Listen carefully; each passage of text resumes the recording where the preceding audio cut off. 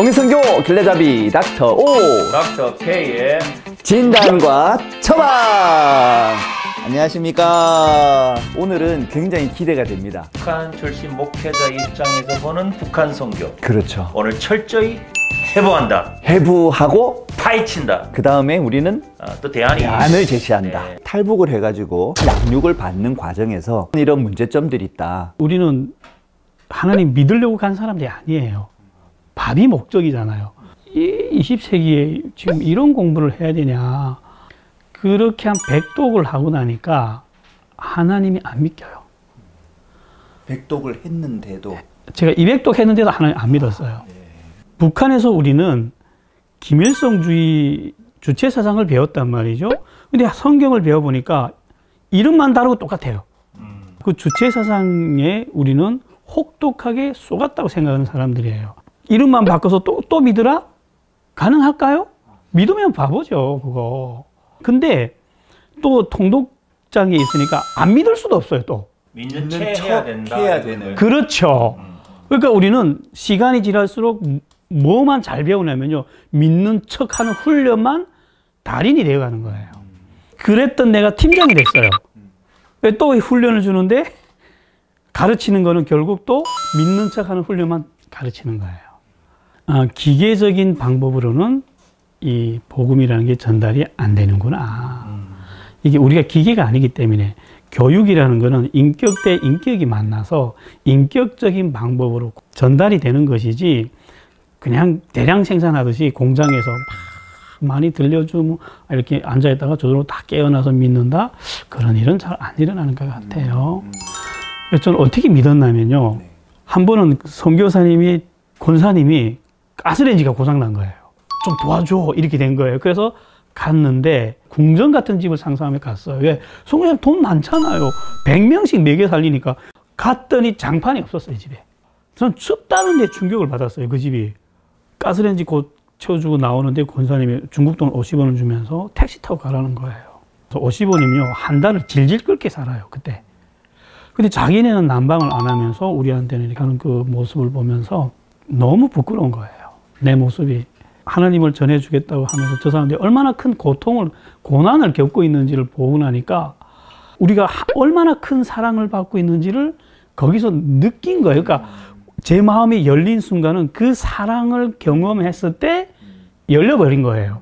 그리고 제가 돌아가서 통독반에 가서 하나님을 인격적으로 만났어요. 그때 펑펑 울면서 하나님을 영접하고 받아들이고 제가 믿은 다음에 성경을 가르치기 시작하니까 그 다음에 제가 가르치는 학생들도 믿는 척 하던 사람들이 진짜로 믿는 거예요. 인격적인 교감을 놓치게 되면 복음 전달은 어렵구나 하는 걸 제가 거기서 배우게 됐어요. 이 하나님을 믿는 거는 그냥 철학과 사상과 이런 것이 아니고 관계거든요. 하나님 믿는 사람과의 관계가 먼저 맺어져야 그것을 통해서 보이지 않는 하나님을 보게 되는 거거든요. 이게 문제가 뭐냐면 믿음이 없는데도 믿는 체 해야 되니까 믿음이 나중에 생길 수 있는 기회가 생기지 않는 거죠. 그리고 또 한 가지 문제는 나 너희들 이렇게 먹이고 입히고 하니까 말씀 읽어라, 순종해라. 어떻게 보면은 그 어떤 강요에 의한 거래 관계. 예, 거래 관계가 되는 거예요. 거래 관계가. 맞아요. 그런데 이것이 그대로 어디 오냐면은 저는 한국 교회 와서도 그것이 계속 반복된다고 생각해요. 맞아요. 큰 교회나 이런 데서. 그러니까 구제는 반드시 해야 되지만 그 원칙이나 방법이 그 관계 형성된 그 안에서 사랑의 관계 속에서 맞아요. 구제도 해야 된다. 좀 그렇게 말하고 싶어요. 네네. 뭔가 이제 성급하게 결과물을 내어야 된다고 하는 그런 조급함. 맞아요. 그게 이제 우리로 하여금 그런 유혹에 빠져들도록 하는 게 아닌가 싶은데, 우리 목사님은 그렇게 이제 탈북민 사역을 또 뭐 현장에서도 경험하셨고, 또 한국에 와서 이제 교회를 개척하셔가지고 지금 탈북민 신학생들도 이렇게 양육하고 계신 부분에서, 그러면 탈북민들에게 어떤 식의 토착화와 맞춤의 복음 전도 성경 공부가 필요한가에 대해서 한번 이야기를 해 주십시오. 북한은 전혀 다른 문화예요. 한국 교회 가면 사랑합니다, 형제님 막 이러잖아요. 한국에서는 세련된 문화지만 북한 사람들은 너무 싫어해요. 그 순간 마음을 닫아요. 북한 사람들이 원하는 건 거칠지만 진솔한 단어들. 그리고 한국 교회 가면 칭찬들을 많이 하는데 북한 사람들이 원하는 건 욕이거든요. 꾸중이거든요. 다 이렇게 문화적 코드가 달라요. 그래서 저는 앞으로 북한 선교를 하려면 반드시 북한 사람들에게 맞는 교재가 따로 있어야 된다고 저는 판단을 했어요. 10년 전부터 제가 탈북민들을 위한 성경 강의안을 따로 쓰기 시작했어요. 이것이 언젠가는 필요할 거야 이렇게 생각하고 전도사 때부터 신대원 때부터 이걸 써서 이제는 마무리해서 한번 사용을 해봐야 되잖아요. 사용을 했더니 먹히는 거예요. 남한 목사님들이 이거는 꼭 놓치지 말았으면 좋겠어요. 먼저 성급하게 달려들어서 내가 가르치고 섬기지 말고 먼저 문화를 배웠으면 좋겠어요. 탈북민들에게 같은 단어도 어떤 식으로 전해야 되는지, 어떤 방식으로 가르쳐야 되는지 이런 그 문화적 코드를 먼저 이해했으면 좋겠어요. 예, 목숨을 걸고 지하 성도로 살았던 분이 한국에 와서 교회 안 나가요. 충격이었어요. 적응을 못하는 거예요. 개척교회 하니까 어떤 딜레마가 있냐면요. 큰 교회에서 도와줍니다. 큰 교회는 문화는 보여줘야 되잖아요. 우리 교회 와서 같이 무슨 연합예배 합시다. 와서 또 나와서 인사도 하고 무조건 컷해요. 그게 얼마나 무서운 지금 딜레마냐면요. 안 가면 후원이 끊깁니다. 가면 어떻게 되는지 아세요? 두세 번은 따라가줘요. 근데 두세 번만 따라가면 이 탈북민이 다 도망가요. 교회가 사람이 흩어져 버려요. 그럼 뭐 갈 수도 없고 안 갈 수도 없는데 저는 사람을 선택했죠. 북한 사람들이 여기에 질린 사람들이다. 북한에서 억지로 하기 싫은 집회에 동원돼서 그게 학을 뗀 사람들이 여기 와서까지 또 나를 이용해서 교회가 돈을 보내 이 인식이 딱 들어가는 생각이 그게 안 나와요. 목사 말 안 믿어요. 탈북민 맞춤형 전도를 하기 위해서는 외형적인 어떤 신앙의 어떤 모습이 아니라 내면에 정말로 살아계신 하나님이 그들이 만나질 수 있도록 그렇게 바꾸어가는 것. 그러면서도 말씀에 대한 우선순위 이거는 놓치지 않는다.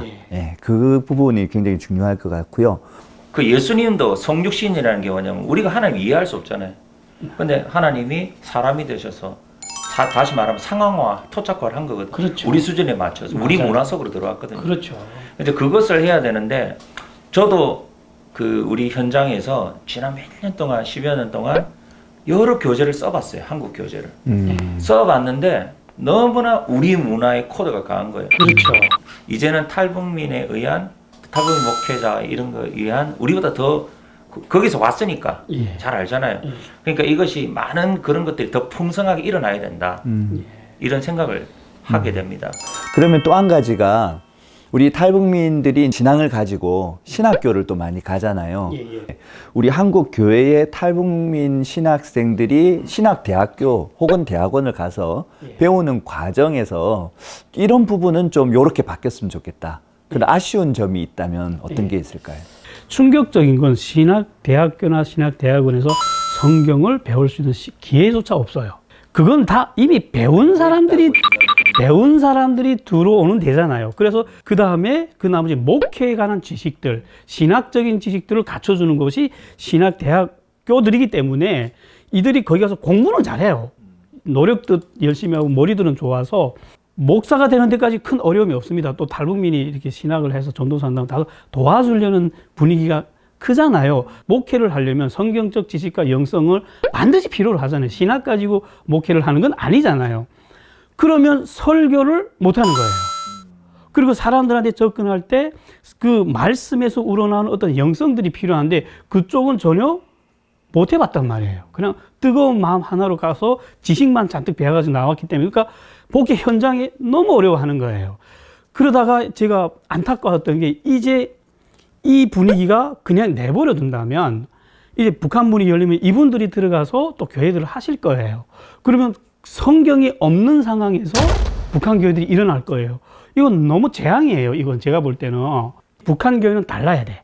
그러니까 본질은 똑같지만 옷은 달라야 돼. 형식은 전혀 다르게 접근해야 된다는 걸 저는 처음부터 그렇게 생각하고 그렇게 접근을 했다는 거예요. 앞으로의 탈북민 사역에 대한 주도권 자체가 한국 교회에 있다기보다 우리 북한 목사님들에게로 사실 옮겨가야 되는 그런 부분들도 좀 있을 것 같고요. 그죠? 근데 이제 우리 한국 교회는 여전히 한국 교회가 뭔가 앞장서서 해야 되고 그냥 돕는다라고 하는 차원에 머무는 거. 이게 이제 좀 완전한 전환이 좀 와야 실제적인 어떤 사역이 활성화되는 일들이 일어나지 않을까 그런 생각이 드네요. 탈북민 목회자들이 한국 문화의 기준으로 봤을 때는 훈련이 부족할지 모르겠지만 이분들에게 이제 성경적인 그 훈련과 강의할 수 있는 훈련만 갖춰준다면 어떤 한국 목회자 못지않게 북한 선교 영역에서는 맹활약을 할 수 있다고 저는 믿어요. 아멘. 자, 오늘 이렇게 이야기를 하다 보니까 또 희망이 생기는 것 같아요. 우리 김성근 목사님과 같은 탈북민 목회자가 실제적으로 우리 북한 사역을 이끌어가는 그런 일들이 점점 이렇게 일어나고 있고, 이제는 더 이상 어떤 선교의 대상이 아니라 이제 파트너로서 함께 북한을 향해 갈 날이 얼마 안 남았다, 뭐 이런 생각이 이제 듭니다. 그래서 이제 다음 시간에는요, 북한의 변화와 진짜 평화적인 복음 통일이 어떻게 올 수 있을까에 대해서 한번 깊이 있게 나누어 보는 시간으로 진행하도록 하겠습니다. 통일선교 길라잡이 닥터 O, 닥터 K의 진단과 처방, 다음 주를 기대해 주십시오.